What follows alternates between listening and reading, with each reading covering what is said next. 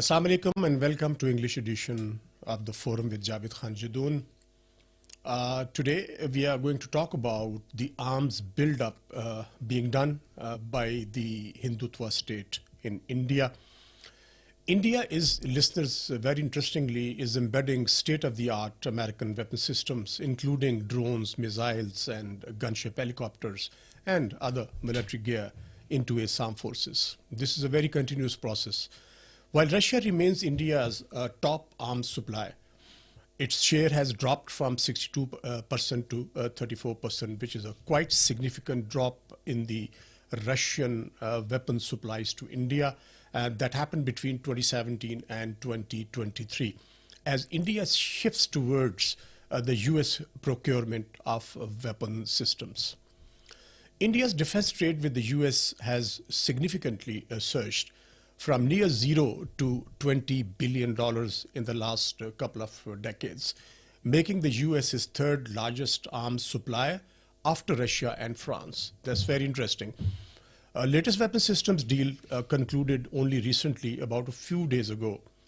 That deal includes a sale of $93 million, Javelin anti-tank missiles, and Excalibur precision artillery projectiles, according to the US Defense Security Cooperation Agency.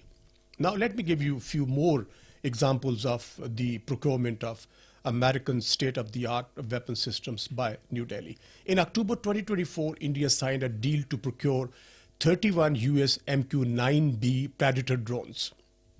And that the aim was to boost India's intelligence, surveillance, and reconnaissance capability. And then another deal that includes the Apache gunship helicopters. The AH-64E Apache attack helicopters built by the US aerospace giant Boeing has been a major addition to the Indian Army's combat helicopter fleet. The first batch of 3 Apache gunship helicopters have been inducted in July 2025. Yet another deal, that is the Seahawk. India is also acquiring naval role helicopters, MH-60R Seahawk multi-role helicopters from US company Lockheed Martin. In December 2024, a US approved package worth about $1.17 billion was notified for supplying advanced communication systems, sensors, spare parts, and logistics support equipment for the Seahawk fleet for the Indian Navy. And in yet another deal which was only concluded a few days ago, probably a couple of weeks ago, that is the jet engine sale. The integration of the US-made jet engines, according to Hindustan Aeronautics Limited, on 7 November 2025, the company signed a deal with GE, that is General Electric of the United States of America, for 113 F-404 GE jet engines for its Tejas Mk-1A light combat aircraft program, and the deal is roughly about $1 billion worth. These are very few and very prominent arms procurement deals we have talked about. And what does it signify? Does Pentagon and the State Department realize that these weapon systems are deployed mostly against Pakistan, not against China? Though, when America says these state-of-the-art weapon systems, the argument is that basically they want to maintain the balance of power in the Asia-Pacific region. While on the contrary, we have seen that all such advanced weapon systems have been deployed, were deployed, and will continue to be deployed against Pakistan. India is an irresponsible state. Do the Americans policymakers realize that it is viewed as a regional hegemon and a bully, to so to speak? Arming it with state-of-the-art weapon systems endangers regional peace and security. This is quite obvious, and the American policymakers need to realize that. To talk about this very important subject, we are joined in our studio by Air Marshal retired Saeed Khan, very regular to our shows. Thank you so much, Air Marshal Saeed, for your time in studio and to give your opinion on this very important subject we are discussing. Air Marshal Saeed, as I listed some of the weapons deals which New Delhi and Washington concluded, and of course, always they say when this 10-year defense framework agreement was signed between India and America on the sidelines of the APEC summit in Kuala Lumpur only recently. The objective the American Secretary of War stated was on one of the expos that we need to maintain a balance of power in the Asia-Pacific region. While on the contrary, you have been in the decision-making process as well. You know that mostly and primarily all these weapon systems were deployed against Pakistan, have been deployed and will continue to be deployed against Pakistan, not against China. Bismillah ar-Rahman ar-Rahim. Javed sir, thank you very much for inviting again for the program today. I fully agree with you. The giving of these weapons to India does not create a balance of power. It actually starts disturbing this balance of power. Yes. They are disturbing the current balance of power, and there will be a race in the region for buying more and more lethal weapons by each and every country for their own survival. And that is because India of late is not seen as a defense or a regional security stabilizer. It is seen as a security destabilizer in this region. And nearly all its neighbors, including Pakistan, Sri Lanka, Bangladesh, Bhutan, China, they all have problems with India, and nearly every country is in a silent war with them. The problem with the Americans is that India is a very big country of nearly 1.5 billion people, and with the trade tariffs at 50%, the relationship took a hit recently. I think they want to now, just balance it out and tell it to India that their trade relations and defense relations are different. They are not seen with the same lens. And that is why recently, like you also mentioned, nearly $93 million deal was struck to buy Javelin anti-tank systems and Excalibur artillery shells.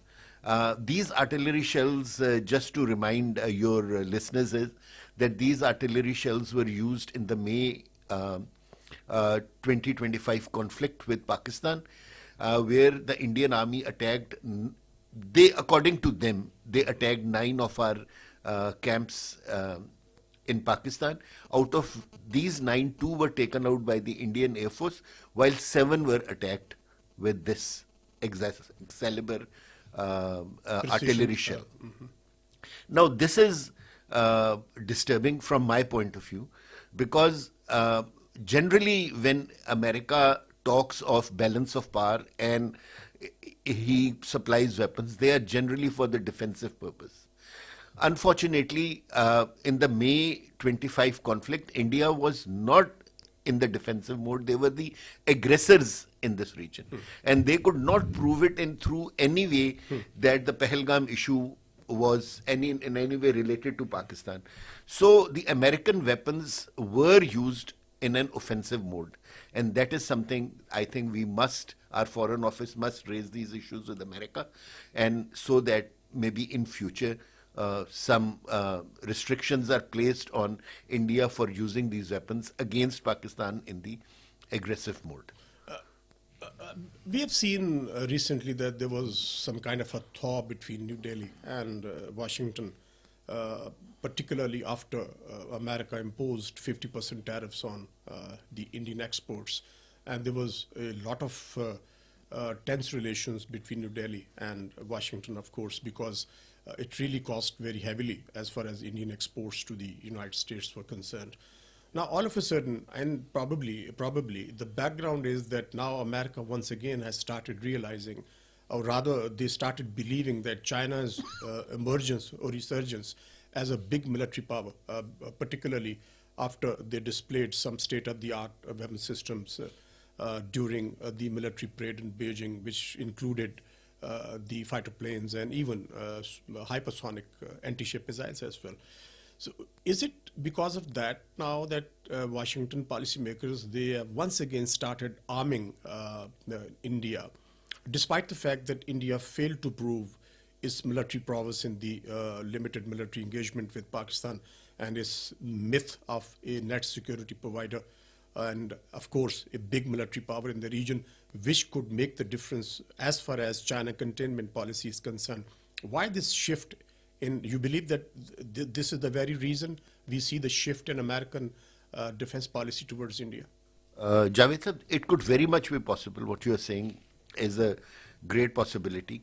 But I also look at it that America does not want to sever its trade relations with India, because they have a very, very big trade with India. It's a, like I said earlier, it's a country of 1.5 billion people, and they have, a lot of stakes in the Indian economy. But what I see is that although India has failed to be something of an influencer in its relations with China, but I think they still have a lot of relevance in the South when we talk of Quad or BRICS. And that is where we see that a lot of money is being spent by China, with India and America on the Indian Navy. And that is primarily because they want to strengthen the Indian Navy to ensure that the Indian Ocean remains under the control of America and its allies. So I think we should not only geopolitically look north, we should also geopolitically look south. And India has a lot of relevance in that region. Rashid, particularly when this agreement, the framework agreement to expand defense cooperation between Washington and New Delhi, that is spread over the next 10 years. Of course, it was first signed in 2015. Now it has been extended for another 10 years. When Pete Hegseth announced this particular agreement, and he said that we want to maintain the balance of power in the Asia-Pacific region, the Chinese Defense Ministry also issued a statement in response, saying that we hope the US will translate its statements of not containing China. I mean, it is a very important statement. It signifies two important things. One is that China was given the assurance through statements that America would not continue the policy of containment of China in the Asia-Pacific region, or to block the Malacca Straits as well. And now China believes that those statements would be adhered by Washington, and not the recent statement which says that America wants to maintain the balance of power in the Asia-Pacific region. So it has been taken very seriously in Beijing as well. It will remain a cause of concern. In real politics, you say something else and you mean something else. While America and China may be sweet talking to each other, they are rivals, and the rivalry is for being the superpower of the world. So both the countries are now placing their assets in the world to ensure that their influence in their areas of interest remains. And I think that the Secretary of War's statement is just an eyewash. They mean business over here, and unfortunately for them, I would say that other than India, they do not find any other country which is willing to play with them at this time against China in Far East, South Asia or Central Asia. All the countries in this region are pro-China and do not want to engage China negatively. So I think India is also playing a very dicey game, because going fully pro-American means that they have to ensure that the Chinese do not get upset. But it apparently, the statement that you are saying, and there are so many other instances that we can quote, the Chinese are upset over Indian close collaboration with USA. Another country that I think is getting very upset is Russia, because America is openly asking India to, break its ties, decades-long ties with Russia, and India seems to be succumbing to the pressure. I think it is also concerning for Moscow, as I quoted the facts given by the Stockholm-based research think tank CIPRI, that the Russian weapon systems which were being sold to India, that share has dropped from 64 to 32%, which is a very significant, almost 100% drop in the sale of the Russian weapon systems to New Delhi. And the shift from Moscow to Washington, about $20 billion, and the third largest supplier after Russia and France. So that is also concerning because Russia would like to sell their own fighter planes, and they are even probably projecting a Su-57 as well to the Indians. So a shift from Russia towards Washington, as far as weapons procurement is concerned, is also a cause of concern in Moscow. These are the high-end weapons, the weapons that really affect the balance of power in this region. I think so. What my reading is that with the F-35s being given to Saudi Arabia, India may not be very much interested in F-35s. But that is a now. Degraded version of F-35 as well. But you still, Pakistan will still have access to those aircraft. With our strategic defense deal with Saudi Arabia, we will have access to that aircraft. And if India is also flying that aircraft, we can presume that we would be knowing 90% of its capabilities, which India will definitely not like. But it is still in the wind. F-35 so and Su-57. Probably they are vague. But my reading is that India would primarily go for Su-57s because, it is to induct such high-end aircraft, especially American aircraft, is not very easy. They'll have to, the total ecosystem of the Indian Air Force will have to be changed. At this very moment, that ecosystem is primarily Russian-based, and then you have the French aircraft. They have got the MiGs, they have got the the Mirage Su-30 MK1, the Rafales, and like you're saying, Su-30 MKIs, MiG-21s, MiG-27s, MiG-29s, and others. So the ecosystem of the IAF is completely Russian. So if they buy Su-57, it gets inducted immediately. But if you buy a third, you buy a high-end weapon system from a third country, the Indian Air Force will find it very difficult to, induct it into their ecosystem because it will be, it's a completely different methodology of, employing and maintaining systems. My biggest concern would be that if I was on that side of the border, if my aircraft's capability is known to my arch enemy, I will not be in any hurry to buy that aircraft. Now, similarly, the Americans are also now wanting to, balance out relationships with India, because we must be cautious of this thing that India is a country which has great influence in America, especially at the decision-making level because of a long interaction of decades of Indians being at good positions in America. Yes, today their trade relations are sour, but we must understand that America will not like to break its relations with India. So I think this defense deal, which has been extended, because this defense deal was basically made in 2005 for 10 years, then and then again 10 years. Okay. But this is the third time that it has been extended. Okay.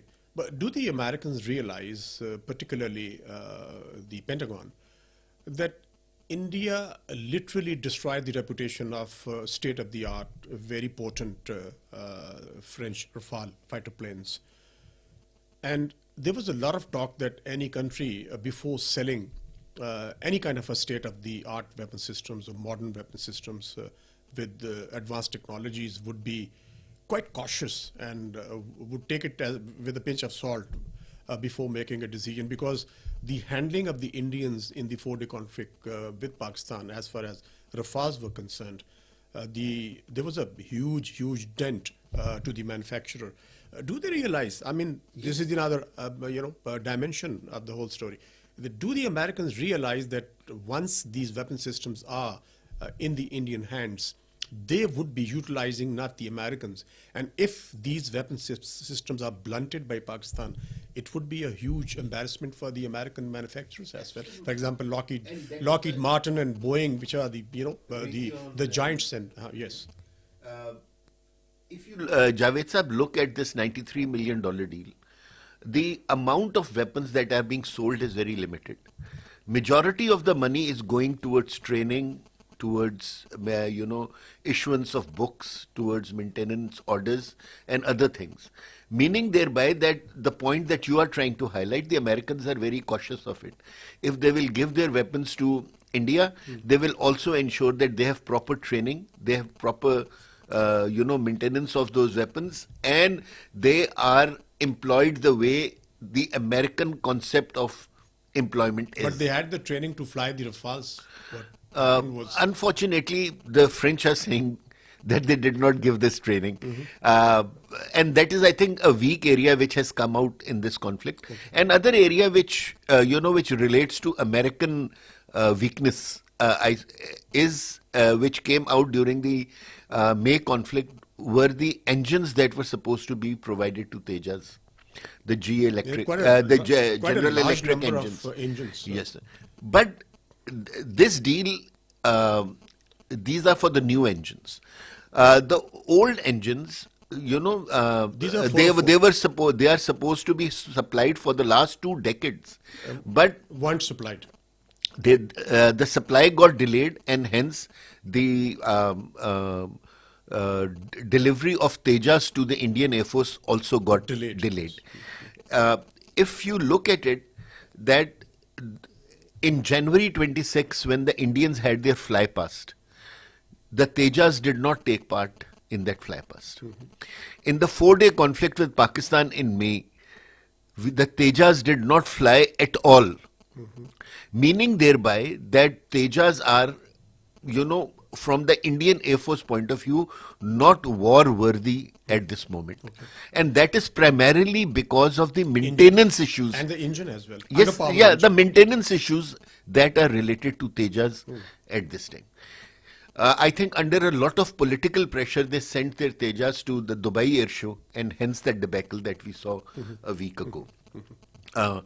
So I think the Americans are quite perturbed that how their weapon systems are being employed by the Indians, and similarly the Indians are also very perturbed on the supply chain that is coming from USA.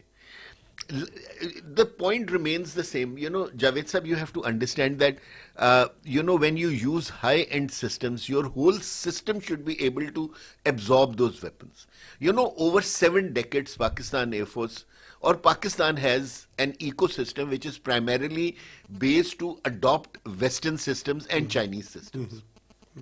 So we have only 2 types of systems, the Western, and in the Western when we talk of American, and when we talk of the Eastern systems, we only talk of the Chinese. So we have 2 systems, we have 2 ecosystems, and then we just keep replacing the aircraft within those ecosystems, and hence Pakistan has been so successful.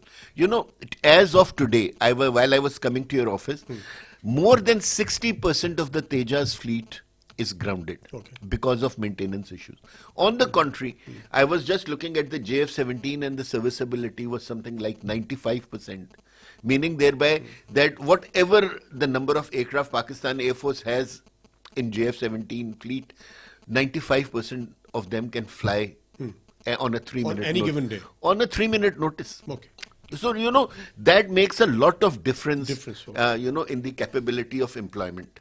And this is, I think, where the Indian Air Force has to now do radical thinking, because now the structure the Indian Air Force seems to be making is that they are going to be heavily reliant on the Russians, the French and the Americans if they go for the F-35.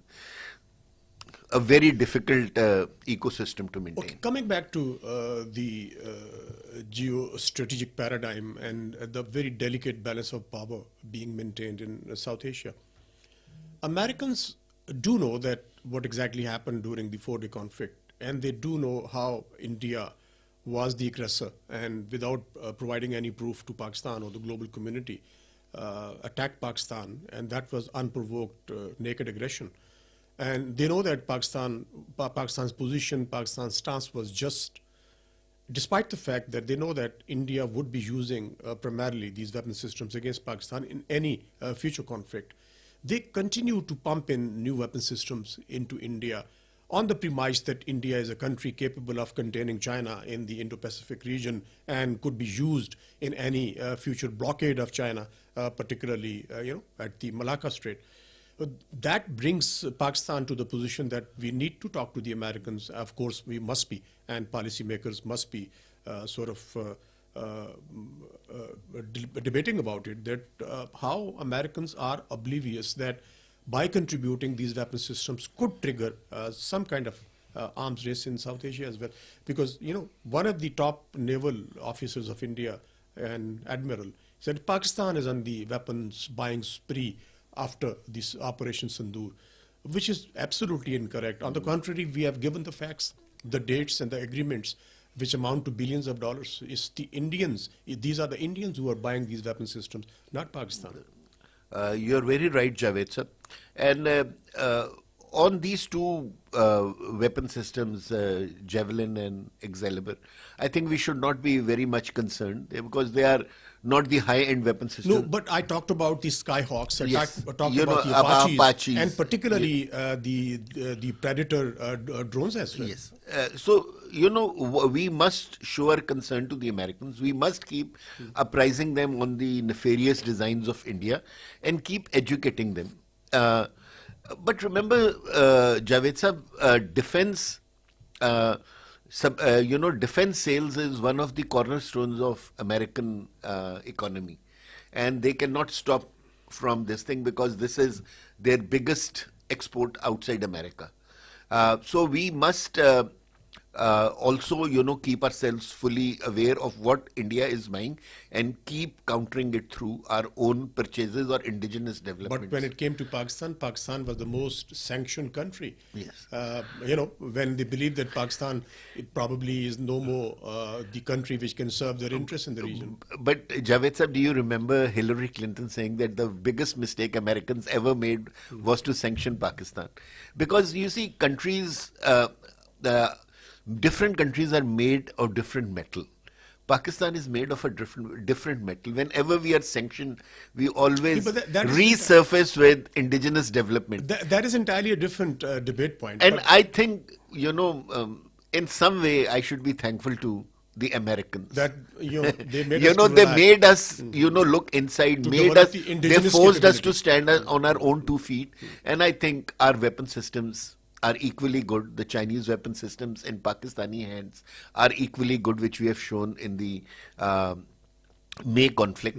But all said and done, America wants trade increment in this region. They want to do trade with us. They want to do trade with India, which is a very big country. And trade cannot take place, or trade economy cannot improve of both the countries if there is not peace in this region. So I think we must keep now telling Americans that, the weapon systems that you are supplying to India are actually, spoiling the peace in this region. When you said they would like to have peace in the region to do more trade, but this very objective is nullified when you start selling the weapons of destruction to a country which is an irresponsible state, even considered a rogue state, a state which is being ruled by Hindutva. And we know what is Hindutva's philosophy and political ideology. That is expansionism, the hegemony in South Asia. Why sell weapons in such large number and such state-of-the-art weapon systems to a state which desires to become a regional hegemon and a net security provider, and so on and so forth? It doesn't run. It doesn't run contrary to the objectives. Javed sir, you're absolutely saying right, but this is our perception. We have to make the world also think the same way. Unfortunately, before May 2025, we were the ones who were seen as, in the destabilizing factors in this region. We were, because of the Indian propaganda. They were doing all the wrong things, but the country that was actually being thought to be doing wrong was Pakistan. So now, after the May conflict, the world has started to see our way. So this is a difficult thing, but our diplomats have to do it, on a war footing. That we must convince the world now that it is India which is the rogue state in this region. Unfortunately, being a rogue state, their image is still not that bad in the world. We have to educate the world on their excesses and the way they are using religion and politics to govern their military, excesses outside their borders. But Just look at every country on its border, and every country has a story to tell to the world. And I think we as Pakistanis must keep educating the world about it. We must invest in our media. We must invest into, the methodology of educating the world. And like the Palestinians were able to turn the tide in their favor through social media and other things, I think we also need to follow suit and do that thing. Because we have remained quiet for quite a long time. Unfortunately, because of remaining quiet, we have taken a lot of beating. We beating in the sense that our image got tarnished. While when we were not doing anything, we were still being considered bad. But now, what has happened today in Washington in the morning should now even awaken eyes of the Americans of the war that Pakistan is fighting on its western border. So if they do not join hands with Pakistan, India is going to ensure that more and more Afghans create unrest in all the countries of the world. we haven't talked about the yet another dimension, which is the growing military cooperation between Tel Aviv and New Delhi. Of course, Israel has become one of the largest arms suppliers to India as well. Though very interestingly, the Israeli Prime Minister Netanyahu postponed his upcoming visit to India without giving any reason, though certain observers are linking it to the Red Fort blast as well, given the security situation in New Delhi. But even that dimension is not really talked about much, because we know that the Israeli Prime Minister, what he said in the wake of the 4-day conflict with Pakistan, he said that our weapon systems were used very effectively by the Indians.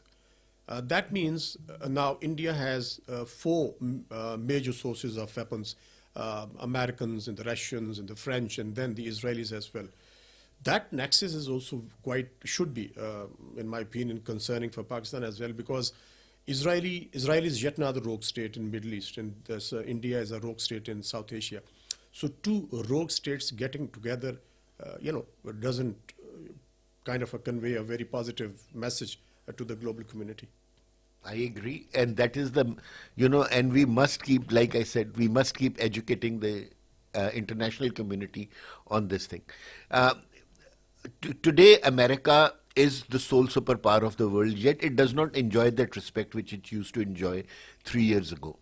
And that is simply because of its close relationship with Israel. The world is very, prone to listening what excesses Israel has been doing in Gaza and the world over. And I think that, by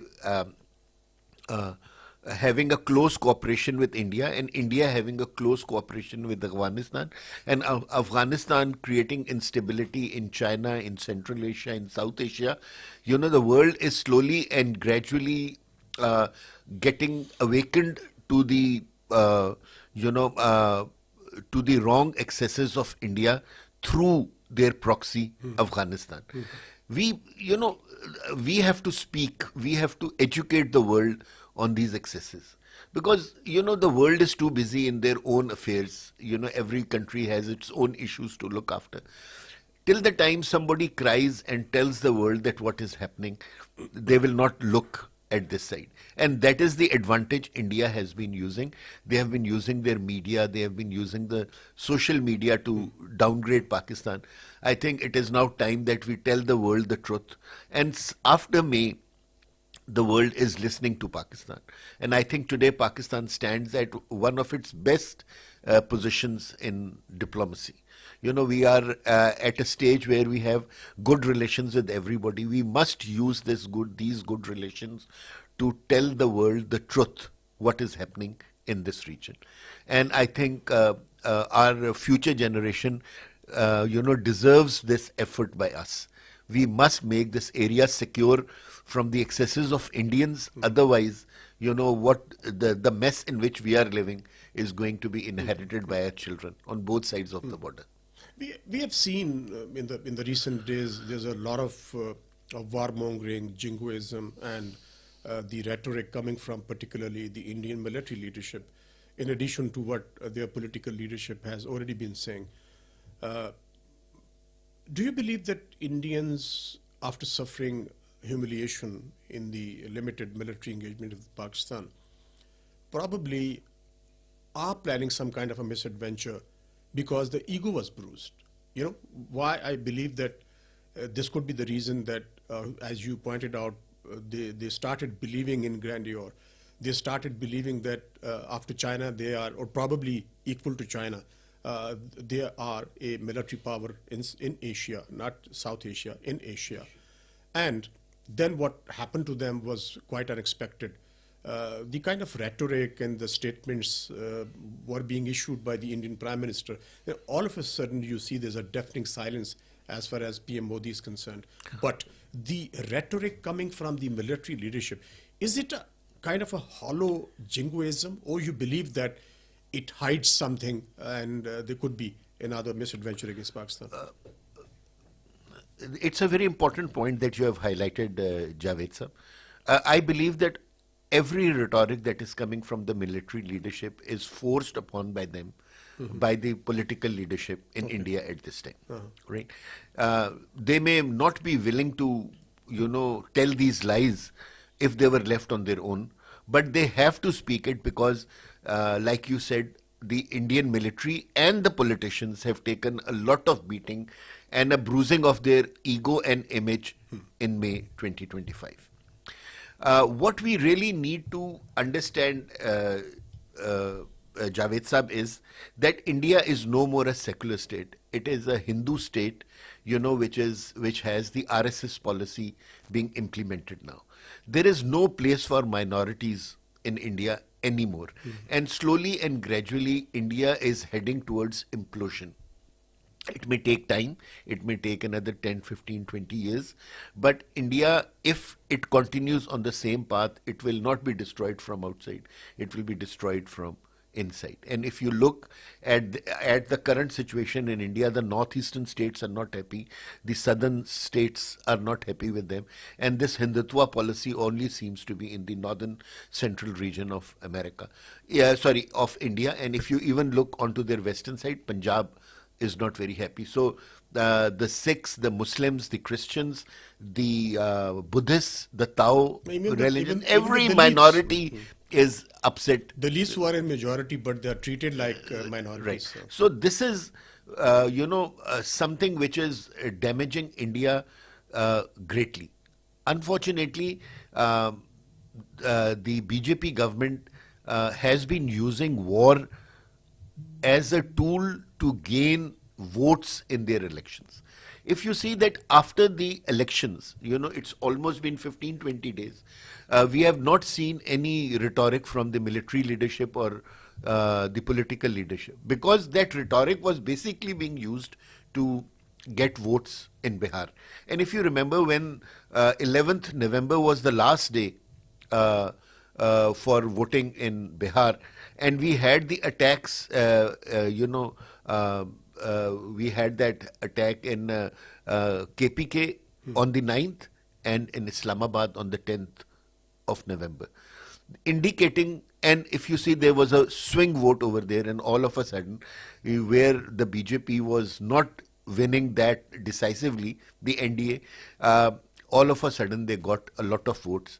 And that is, I think, this rhetoric, this what we have been listening for the last 2-3 months is more politically oriented than this. Now about the war, I fully agree with you. Now, if you look since 1998, what has happened is that both the countries have realized that we cannot fight a conventional war with each other. So India has always been finding ways and means to, pick up a fight with Pakistan. So they came up with the cold start strategy, and they have come up with stupid strategies every now and then. But every 2 to 3 years, they have entered into a conflict with Pakistan. Just look at 2000, 2001, 2004, 2006, 2014, 2016, 2019, 2025. So I think that India will do something stupid in the next 1 to 2 years because their ego is too bruised. It is very difficult for them to even tell their own people that a small country which is 10 times smaller than them gave them a bloody nose in a conventional war. A country which has $86 billion budget and Pakistan has $9 billion budget. But I should say our military leadership is quite aware of the situation and quite prepared as well to meet any eventuality. Be that the cold start or any other military doctrine, as recently pointed out, or rather the threatening statement coming from the commander, Western Command, that we would like to capture Pakistan's territory without, taking into consideration the grave consequences it could, happen for the Indian, rather even in my opinion, Indian existence. But thank you so much for your time. And listeners, with this, we come to the end of the show. I'm Javed Khan Jadoon, your host, saying Allah Hafiz.